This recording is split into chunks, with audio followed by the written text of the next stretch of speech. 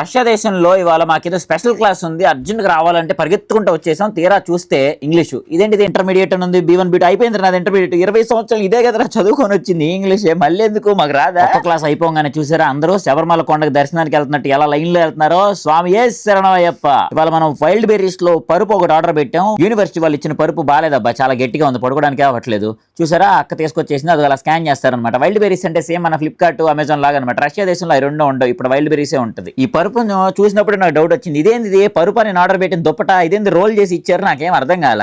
మా అన్న పాపం నీకు తెలియదురా ఏరు ముద్రగాడివి, ఉండు నేను చేస్తానని చెప్పేసి అది ఓపెన్ చేస్తున్నాడు. చూద్దాం అసలు ఏం జరిగిద్దో. నేను అందుకే అక్కడే ఓపెన్ చేసి చెక్ చేసుకుందాం, ఇదేందో బ్లాంకెట్ లాగా ఉంది అనుకున్నా. ఇదేంటిది ఎలా ఉంది పరుపు, దీనికంటే యూనివర్సిటీ వాళ్ళు ఇచ్చిందే బాగుంది కదా. అయినా యాప్లో వాళ్ళు వేరేలాగా చూపించారు. ఓహో కట్ చేయాలంటే దాన్ని, అక్కడ కట్ చేస్తే ఈ పరుపు తర్వాత ఉబ్బుతుంది అంట పైకి, అట్లా మ్యాట్రెస్ ఫోమ్ పరుపు అంటే. అవును నిజమే, పైకి వస్తుంది. ఓకే ఫైనల్ గా మన పరుపు అయితే రెడీ అయిపోయింది. సేమ్ ఇప్పుడు మనకి యాప్ లో చూపించినట్టుగా ఉంది.